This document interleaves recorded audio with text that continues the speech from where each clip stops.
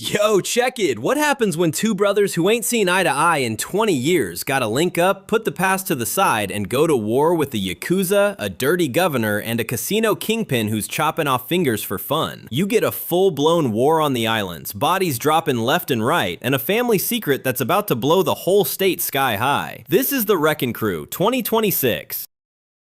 The story kicks off in Hawaii, where we see this man looking all types of shook, checking his six like the feds are on him before he creeps up to a mailbox to drop an envelope. But the minute he steps his foot on the pavement, a blue van comes out of nowhere and slams into him full speed. Then we swap over to this Marine officer named James, who's out here pushing his cadets to hold their breath underwater like he's looking for Aquaman. One by one, these dudes keep popping up for air, and James is straight up heated with their weak-ass performance. That's when the 12 give him a ring, and he's looking at a cold body. The cops are acting like it's just a regular hit and run, no biggie. James heads back to the crib to whip up some grub and casually drops it on his lady that Walter finally managed to get himself smoked. And yeah, that's when we find out Walter was actually James's old man. His wife asks if he at least gave his brother in Oklahoma a shout, but James is like, man, that dude don't even pick up when I call.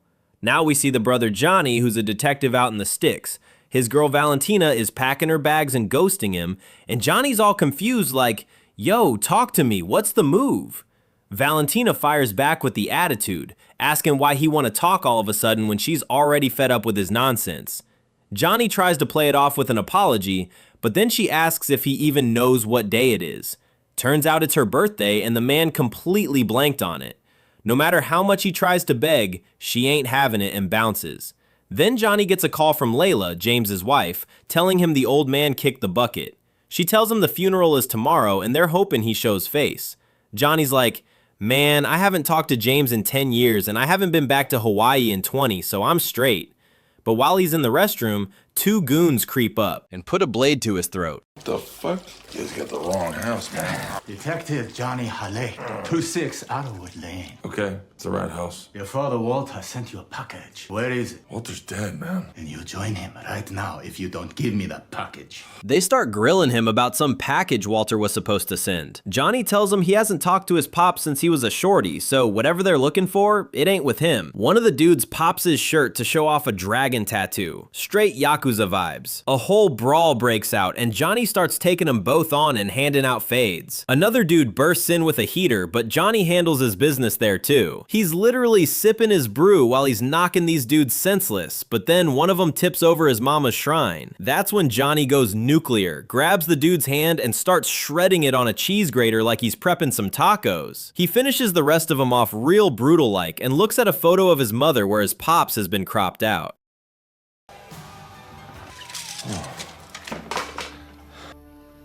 Fuck you, Walter. Back in Hawaii, they getting ready to put Walter in the ground, and the whole guest list is looking shady as hell. We got the Yakuza and Mr. K's syndicate goons showing up like they actually cared about the man, but we know they just checking if he's really dead. Turns out Walter was a private eye who was tied in with all these snakes. James's cousin Nani is looking around hoping Johnny shows up, but James is hating, talking about, nah, he ain't coming. Then, boom, Johnny walks in looking like a whole problem, and the minute these two brothers lock eyes, they start trading verbal fades. They out here bickering so loud, the priest gotta tell him to shut their trap so he can finish the service. Even the governor Peter, who's supposed to be a family friend, gets up to say a few words like he's a saint or something. After they finish the Hawaiian burial vibes, everybody heads back to James's crib, which used to belong to his mom's. Johnny's still salty, claiming James never liked him even when they were knee-high to a grasshopper. James fires back with the family trauma, reminding Johnny that Walter ditched his mom for Johnny's mom and broke the whole household. Even after all these years, these two are still acting like petty kids. Over some lunch, Johnny finally keeps it a buck. He ain't here to mourn, he's here to find out who turned his pops into a ghost. He tells James the Yakuza tried to slide on him in Oklahoma, and James gets heated, thinking Johnny's just looking for fresh ways to get his head popped. Johnny's like, man, I don't even need your help. You didn't do nothing when my mom's died anyway. They take the beef outside, and James starts preaching about how Johnny's superpower is just stirring up drama, and he couldn't even find his own mama's killer, let alone Walter's.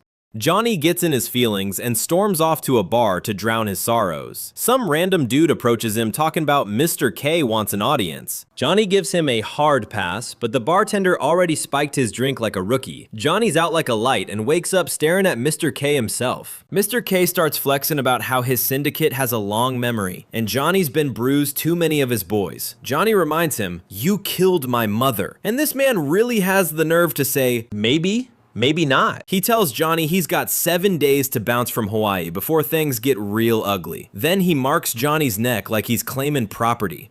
Talk about a rough first day back in town. Johnny wakes up on the sand feeling like a hot mess after that beach nap. Meanwhile, James is linking up with a detective named Rennert, trying to get a peek at the police report on his pops. But Rennert basically tells him he's chasing ghosts, because in the hood where Walter got smoked, nobody talks to the 12. There was a traffic cam, but surprise, surprise, it wasn't working that night. Rennert warns James that him and Johnny are basically poking a bear they ain't ready for, but James flexes hard like, "Man, I am the bear."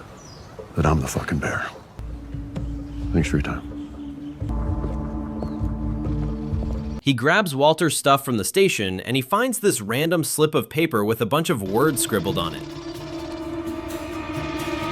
Johnny pulls up to Walter's crib and hears someone moving around inside like a stray cat. He spots this young dude and the kid bolts, but Johnny catches him easy. The kid's name is Pekka, a little tech wizard who used to do the dirty work for Walter, hacking, tapping phones, the whole nine. Johnny asks what the last mission was, and Pekka says Walter told him to go undercover at a catering company, but he don't know why. Johnny tells the kid, "Congrats, you work for me now," like he's starting his own little detective agency. James realizes there's a bar right where the hit happened that's got cameras. He goes in demanding the tapes, but they acting brand new and saying no. James tries to flash some cash, and when they still won't budge, he tells them the money is actually for the repair bill because he's about to wreck the place. While James is out here playing bad cop. Uncle! What is it? Got a sexy soldier out here. Uncle, I was hoping to get a look at some of your security camera footage from a couple nights ago, between 12 and 4 a.m.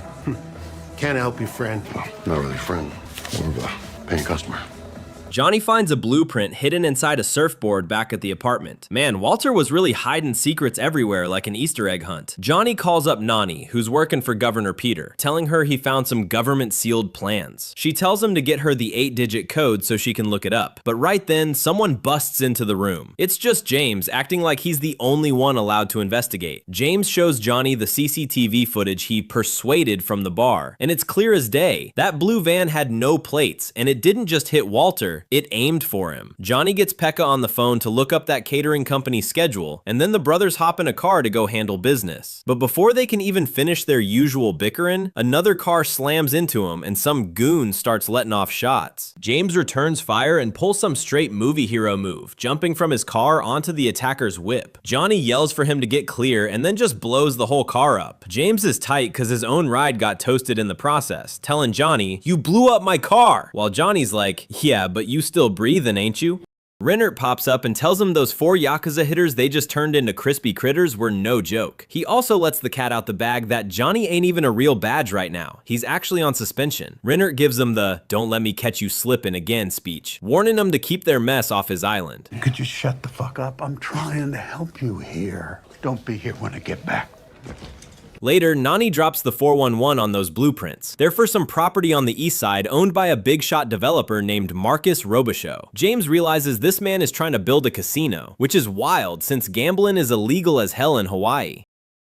The brothers pull up to the property and find a whole community of locals living there, ready to go to war to protect their land from anyone trying to take it. Then Johnny gets a buzz from Pika, who found out the blue van was dumped in the ocean with the driver, some low-level accountant for the governor. Johnny tells Pika to dig into Hayashi Imports, since that's the only Japanese name on the van list. Next thing you know, the crew is crashing a fancy party at Robichaux's crib, looking like the Rock's twin sons in waiter outfits. Johnny starts smooth talking a lady named Monica, who turns out to be Marcus's wife. She actually hired Walter to spy on her husband because she needs some dirt for her divorce, or else Marcus is gonna delete her. While James is busy pressuring a dude from Hayashi Imports about their misplaced van, Marcus's goons grab both brothers and haul them to the big man. Marcus tries to play it cool, saying he paid Walter in full just to tail his wife. Johnny's just sitting there playing with a live grenade on the table while James notices a pile of severed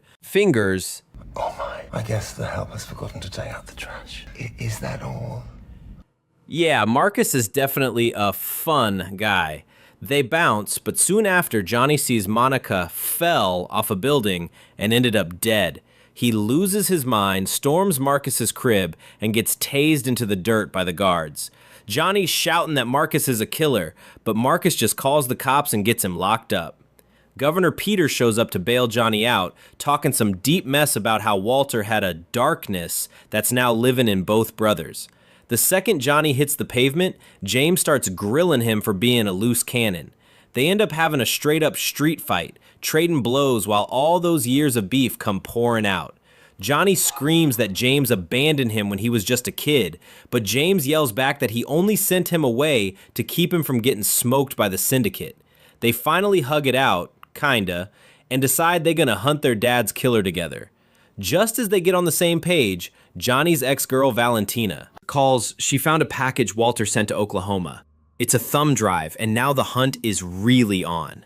Johnny, Pika, and James pull up to the airport to grab Valentina, who finally showed up with that mysterious thumb drive. They realize the drive is a key for a cold wallet, but they need a 12-word seed phrase to crack it open.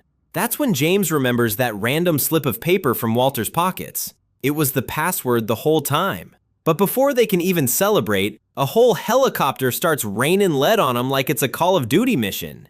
They scramble into the car with Valentina behind the wheel, dodging ninja bikers and bullets. After some wild stunts and James turning the helicopter into a fireball,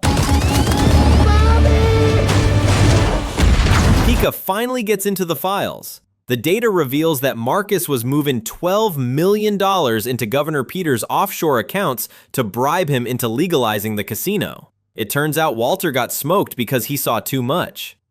While this is going down, Marcus plays his dirtiest card yet. He kidnaps James's wife and Nani to use him as bait. The brothers don't even hesitate. They load up the heavy artillery and storm Marcus's mansion like a two-man wrecking crew, leaving a trail of bodies in the pool and every hallway they touch. James goes beast mode on the Yakuza goons, even using a hammer to make sure one dude stayed down for good. Johnny corners Marcus, who starts yapping about how he's untouchable and the casino is gonna be built anyway. Johnny just looks at him and holds up a grenade pin he swiped from Marcus's own pocket. The whole place goes boom. Marcus gets deleted and James dives into the water to pull Johnny's crazy self back to safety.